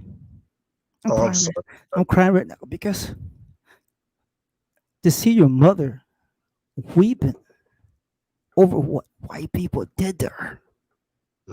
To see my mother weep like a child over the violence bestowed upon her own mother and father before her very eyes, just for being black. That's disheartening as a grown man. Seeing your mother weep like a child when she talked about what they went through in Jim Crow, Georgia, just because she was black. That's why I'm so passionate. Like, I'm still shocked when I look at my mother. And, you know, my mother's a joyous, beautiful. She looks biracial. But when I ask her about, hey, Mom, tell me about growing up in Georgia and Jim Crow, every single time she will be reduced to tears, remembering the tragedy and horror they suffered through their entire lives, all because they were black by the white society. So I'm saying something for the first time I've never said to anyone on YouTube, and they'll hear it. That's where my passion comes from. It comes from my mother's side. My father was a genius. They almost lynched him, but he had a different experience. But my mother's side, whom I love, I'm my mother's favorite. My father's favorite too, my mother's. But what she went through and how she described it to me. And when I look at my aunts and uncles from my mother's side and see that kind of devastation, all because they were black, being chased and hounded like animals in her lifetime. This is why. You want to know why I'm so passionate and get angry, upset at Charles and you guys when you're so dismissive? Because of that. My mother's side. Not my father's side. My father was almost lynched, but his family had a little better. He had a little better. Like I said, he went to college. He was a genius. He had his own construction company. He met my mom, married my mom, had 6 siblings, lived a good suburban life. As I always tell you, we lived in the little white suburbs because of my father, right? But my mother littered, and I asked her one day, how come you was a litter? She said, son, how can you go to school when you're being chased by white mobs, calling you nigger and everything else? Trying to lynch your own father. I can't imagine being a little girl watching a white mob kicking your door looking for your father. And he's out in the woods, in the swamp, hiding out with his belongings in a knapsack. And then when the break of day comes, escape, catch a train to New Orleans. You know, that's crazy, brother. I mean, like I said, I started crying. That's why I didn't speak, because, you know, just remembering what my mom says and how she still weeps over that, over her parents. My grandparents been dead a long time, but to see her weep and cry like a baby, man, that affects me every time. And so that is why now you guys know, and anybody who listens is like, wow, because people say the same thing. I mean, this nigga is passionate over ADOS. Like, man, this nigga flies off the handle. It's because of that I've lived through. And not all ADOS have gone through that. There's some ADOS will tell you, like, oh man, parents grew up fine in the suburbs. Not mine. I mean, it's tragic. It's tragic. So that's why I couldn't talk for a minute, because I was crying, so I turned off my mic. But that's why I get passionate. And that's why when Charles says what he says so dismissive, it's like, do you know what I've gone through personally? You know, and I grew up in literally the white suburbs, but that came through my father. And he met my mom, like, dang, she's beautiful. And he married my mom. But when my mom talks about her past, because I never met my grandparents. They died before I was even born, because they died young in their 40s and 50s because of so much trauma. They suffered so much trauma. They died before I was even born. All I see is pictures. So when I see white kids walking around with their grandparents, like, damn, I never had that fucking opportunity because of you guys. You know what I'm saying? So that's where my passion comes from. You want to know? I'm going to end it. You want to know where my passion comes from? My mother, seeing her crying like a baby, and to leave my there's no reason my mother should be illiterate in America, right? The richest country in the world, only because she's black. Only because she was black, was not allowed to go to school, and was chased by mobs from state to state to state. This is my own mother in America. So when people come to me and say, oh, well, you know, you guys don't have it that bad, I'm still living through that tragedy. I talk to my nieces and nephews and talk about that shit and still cry about my nieces and nephews, because that's my mom. This is to 2021. This is my mom. This is the love of my life. And to see the love of your life, who gave you birth and loved you, weeping and crying over something that was done just because of the color of her skin in America, yeah, I'm going to feel some type of way, man. And I'm going to feel deeply about it. So that's where my passion comes from. It comes from that part. And like I said, I'm surprised it came out. But you asked me that question, Vincent, and you brought me to tears. I started thinking about my mom, man. I love my mom. My mom is the most beautiful woman in the world, and everybody should think that about their own moms, right? But yeah, that, you know, that's a lot of pain. That's a lot of pain, and I'm gonna die with that pain. As a man, I'm gonna die with that pain. But so I'm gonna shut up. No, don't apologize. I thank you, brother, because like I said, I've never cried on a live stream before. This is the first. But now you know, and moving forward, when I love the handle like I do, and I know that I do, it's because of what my family from my mother's side has suffered so horrific that That's Now why I it fly all out. makes sense. It all makes sense now, and I do think Charles he wants to wrap up obviously because I Yeah, did have some more. I'm done. I'm done. And Yeah, like I said, but I love Nigerians, right? When they come here, like I said, they're two champions from the UFC and the Cameroon, the heavyweight champion. yeah, I'm so happy to see these black faces, brother. I'm yeah. very happy, brother. But it disappoints me when I hear people like Charles being dismissive, and especially from what I just said. That's why I fly off the handle. When he sits there and says, "Oh, you guys don't deserve," I'm like, "Oh my God, do you know what my family from my mother's side has gone through?" I'm so glad my mother met my father, so we lived a beautiful suburban life. But man, my mom went through some tragedy, bro. But go ahead, I'm done. Go ahead, Charles, finish up, and we'll do another one. Peace. Okay, Ados, I want to really appreciate your vulnerability, your ability to have shared that deeply personal story with us. Yeah, thanks, Vincent. Yes, it's Sorry. you know, I empathize with what your mother went through. I don't think anybody should have to go through something like that.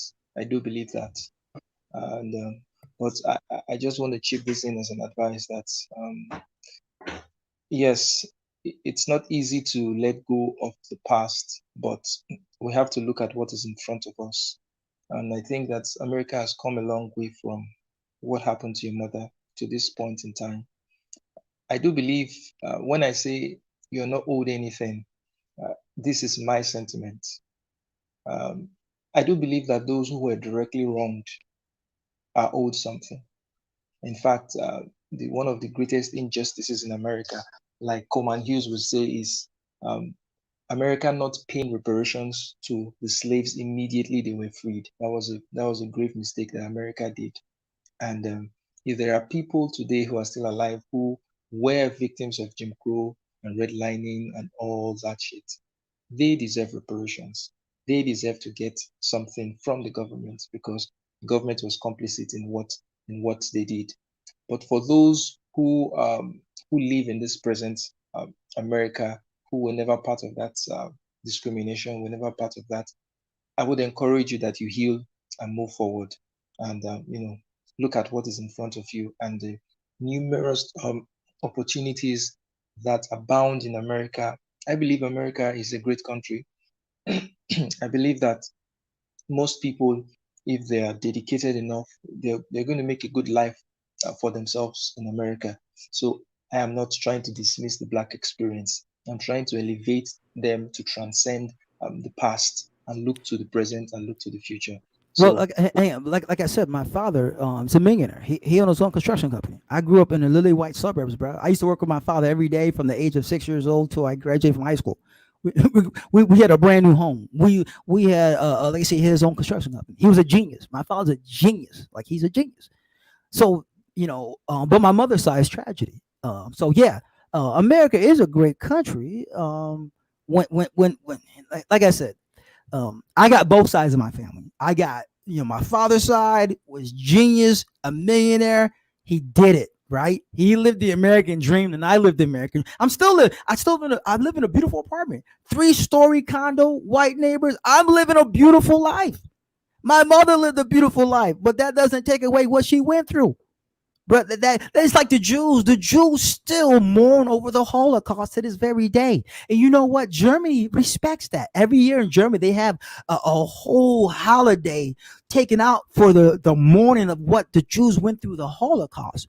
So I still mourn, and my mother mourns what she went through.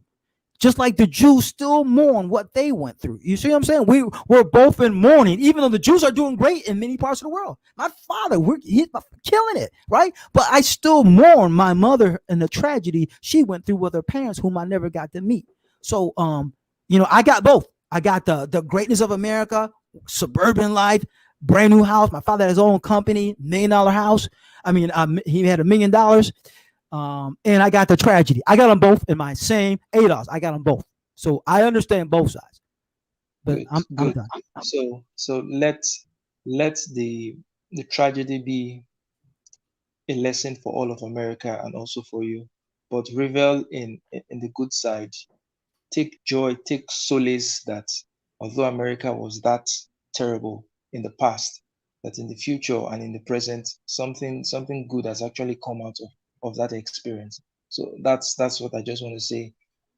Ultimately, I want the elevation of Black people everywhere in the world, whether in Africa, whether in the US, whether in the Caribbean, wherever they are. I want the elevation of Black people, and Agreed.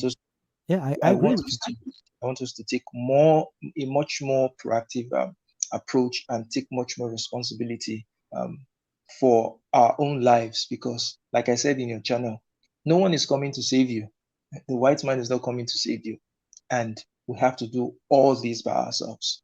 So, thank you all for this conversation. We're going to do another one. I'll come to your channel next one when I have another conversation. Then you come here. So this is what dialogue fosters. If we had just ended the conversation when the temper and emotions were high, we would not have been able to come to this point. But at least we have come to a reasonable point where we see where your pain is coming from, and then we have also said something. We empathize with you, but we believe that you should look to the present and look to the future, which is good and beautiful in America. So Charles, thank you. Yeah, the Black Commander. Yeah. one question actually. Can the next video be on my channel? That way, there's like three Great, Americans there who can great, join and also give their opinions. Right, great. right. I agree. Yeah, because we have others, that are African American themselves, so they can give in their 2 cents. I think it will be more interesting, right, to It'll get be people. more fair because me and you and Vincent will get criticized for not being Right, right, exactly, right, Americans. But right. if those people Yeah, are Americans as well, then right. it will make more sense. Oh, has he dropped off? Oh, he's dropped off, Yeah, has he? Oh, okay, okay. right, right. Yeah, yeah, I agree. Yeah, because as I told you in the email, Charles, because despite me being born and raised in the West, because I'm not American culturally, because I'm British culturally, it's not I'm not qualified. So, obviously someone who is American who was born and raised, they'll be more qualified. So I would like to see his reaction and his thoughts to those that disagree with him and are of the same lineage as him. So Yeah. yeah, that would be quite interesting. Yeah. So, whenever you're next in contact with him and you set up a date and time, just let the Black Commander know about it, and then All right. Okay. We'll yeah, do that. We'll send the yeah, link to him and make sure he comes into the conversation. right. So please, those that are watching, please subscribe to the channel. That's the way you can support us and to make sure that it grows, and this message you're trying to spread, and it goes as far and wide as possible, because we are spreading hope. Actually, we want to spread hope to Black people all over the world that with a lot of personal effort and agency and free will, that we can do almost anything, and the past does not define us, but the present is what we look to, and we can move ahead from there. So thank you all for coming. That will be it for today. So guys, Thank you very much. Cheers. Thank you. Bye. Yeah, thank you very much.